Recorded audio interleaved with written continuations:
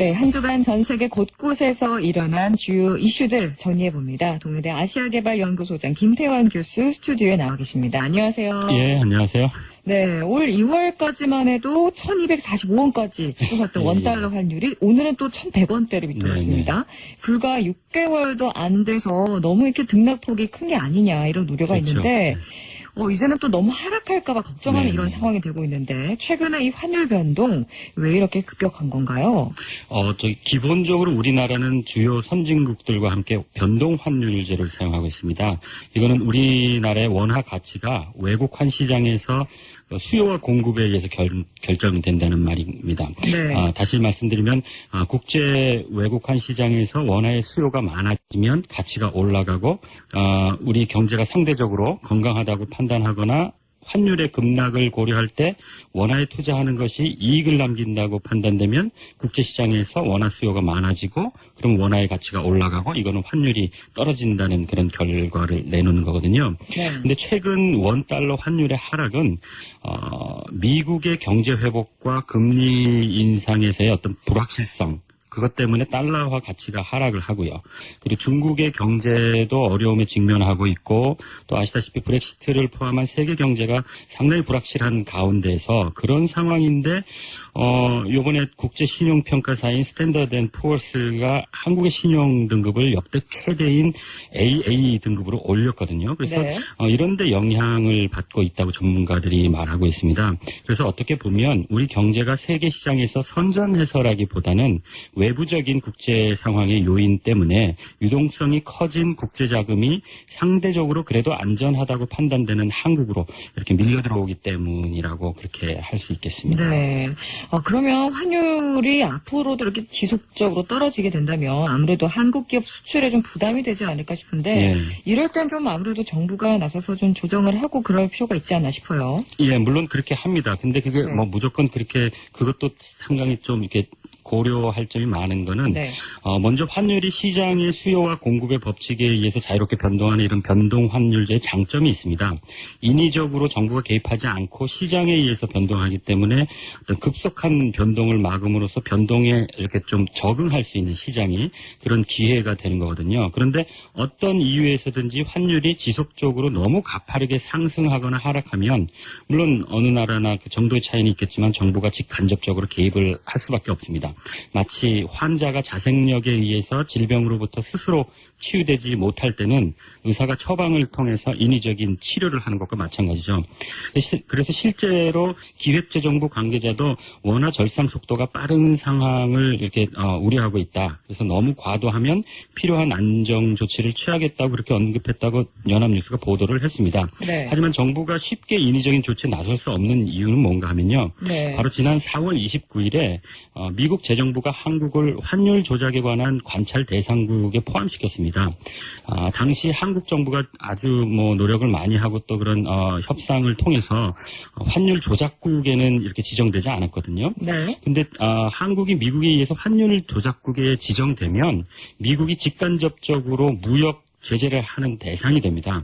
그래서 우리는 최근 사드 논란을 통해서 중국의 무역 제재를 염려하고 있지만 사실은 미국의 무역 제재 대상국이 되는 거는 중국의 무역 제재와는 비교할 수 없을 만큼 우리 무역과 경제에 큰 타격이 될 거거든요. 네. 그 이유는 간단하게 말씀을 드리면 중국이 한국으로부터 수입하는 것과 미국이 수입하는 것이 조금 종류가 다릅니다. 중국의 경우는 한국의 반제품들을 수입을 해서 완제품으로 만들어서 재수출하는 그런 형식이고요. 네. 미국은 완제품들을 중심으로 수입을 합니다. 그래서 한국 두 국가가 무역 제재를 했을 때 미국보다는 중국이 자국의 수출에 영향을 더 많이 받습니다. 그래서 실질적으로 미국의 무역 제재 대상국이 되는 것은 우리 입장에서는 더 피해야 될 그런 상황인 거죠. 네. 그래서 그게 바로 한국 정부가 그렇게 쉽게 개입하기 어려운 그런 이유입니다. 네, 그렇군요. 그렇다면 이런 환율 급락에 대해서 좀 우리가 어떻게 대처하는 게 좋을까요? 예, 원론적인 얘기겠지만 환율에 의해서 수출을 증진시키는 것은 우리나라가 세계 수출 6위고 무역 규모로는 8위 1조 달러 규모 이렇게 얘기를 하는데 OECD의 선진국적인 한국, 이게 정말 맞지 않거든요. 그래서 네. 또 세계 시장이 점차 단일화돼가는 21세기 지구촌 시대에도 맞지 않고요. 결국은 기업이 환율보다는 기술을 바탕으로 해서 국제 경쟁력을 제고하는 데 집중해야 하고요. 여기에는 같은 질이나 상품이라면 소비자가 선호할 수밖에 없는 디자인이나 브랜드에 대한 그런 투자도 포함됩니다. 그래서 대기업의 장점도 있지만 시장의 수요에 신속하게 적응하고 반응할 수 있는 중소기업의 활성화 이런 것도 큰 도움이 될 수 있고요. 네. 그래서 개인적으로는 환율의 인위적인 개입 효과는 단기간에는 있을 수 있지만 장기적으로 볼 때는 마치 진통제와 같은 거거든요. 근본적인 치료는 되지 못하고요. 일본의 경우를 보면 알 수가 있습니다. 아베노믹스라고 소위 말을 해서 엔화 평가 절하를 통해서 일본의 수출을 촉진하고 내수 진작을 통해서 경제를 회복시키려는 그런 노력들이 잠깐 좀 빛을 보는 것 같지만 지금 네. 그런 큰 효과를 보지 못하고 있다는 것이 대체적인 평가거든요. 네. 장기적으로 국제 경쟁력 확보하는데 좀 이제 집중을 해야 된다. 이런 말씀이신데. 예. 그리고 또 엊그제 8일에 아키히토 일왕이 퇴위를 발표했습니다. 네. 그래서 일본이 좀 여러 가지 해석을 하면서 좀 논란이 있습니다. 분주하게 움직이고 있는데 그 내용을 좀 자세하게 짚어주시죠. 네, 엊그제 월요일입니다. 네. 8일에 일본의 아키히토 일왕이 일본 국영방송인 NHK를 통해서 영상 메시지를 발표했는데요. 네. 나이가 많아서 국가의 상징으로서 책무를 수행하기 어려울 것을 염려한다.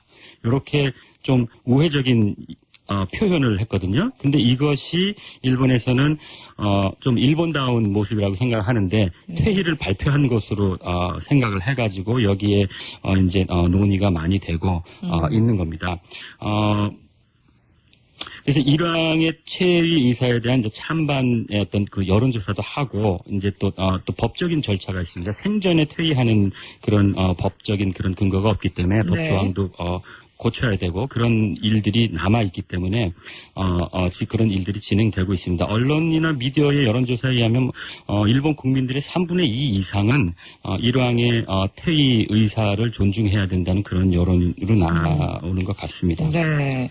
또 일각에서는 또 일왕의 이런 퇴위 의사 발표, 좀 아베 정부의 그런 헌법 개정이라든지 이런 움직임에 좀 제동을 걸기 위한 행동이다. 라고 좀 해석을 하기도 하는데요. 좀 어떻게 보십니까? 네, 그런 해석이 있습니다. 전후 2차 세계대전 이후에 일본 헌법에는 기본적으로 일왕은 일본의 상징으로서 정치에 관여하지 않습니다. 네. 여기서 주의를 좀 기울여야 될 게 상징이라는 말인데요. 보통 영국 등 입헌 군주국은 왕이 국가의 국가 원수입니다. 그런데 일본은 국가 원수라고 하지 않고 상징이라고 하거든요. 이것은 네. 2차 세계대전의 전범으로서 어떤 책임을 면해주기 위해서 메가더가 상징으로서 남기는 대신에 일본의 어떤 천황제를 존치하는 네. 그런 정치적인 것들이 있었거든요. 그런데 이런 것들이 아베 정부나 일본의 우익의 눈으로 볼 때는 상당히 거슬리거든요. 그래서 헌법을 개헌하는 대로 나아갈 때 물론 전쟁을 할 수 없도록 되어 있는 헌법 구조도 바꾸지만 일본의 상징으로 되어 있는 일왕도 명실공히 국가 원수를 이렇게 바꾸고자 하는 것이거든요. 근데 네. 일본 왕실이나 일본 현 국왕의 입장에서는 그것이 부담스러운 거죠. 그래서 아베 정부와 좀 의견이 다른 것 아니냐. 그렇다면 지금 퇴위를 하면 국왕 퇴위와 같은 중대사를 앞에 두고 헌법 개정안을 추진할 수가 없거든요. 네. 그러니까 자연스럽게 우선적으로 퇴위에 대한 것을 먼저 고려하게 되고 그러니까 헌법을 개헌을 시도하는 아베 정부에 제동을 걸려는 그런 정치적인 목적이 있지 않느냐 하는 뭐 그런 해석도 있는데 상당히 일리가 있다고 보고요. 그래서 네. 어쨌든 이런 것들이 한국 같으면은 직접적으로 호불호가 가릴 텐데 네. 이렇게 상당히 좀 우회적으로 이렇게 진행되고 있는 일본 어떤 정치 문화의 특징이 네. 있는 것 같아서 이렇게 재미있게 지켜보고 있습니다. 네, 그렇군요. 한 주간의 전 세계 이슈들 살펴봤는데요. 오늘 말씀 감사합니다. 예, 감사합니다. 네, 지금까지 동의대 아시아개발연구소장 김태환 교수와 함께 이야기 나눴습니다.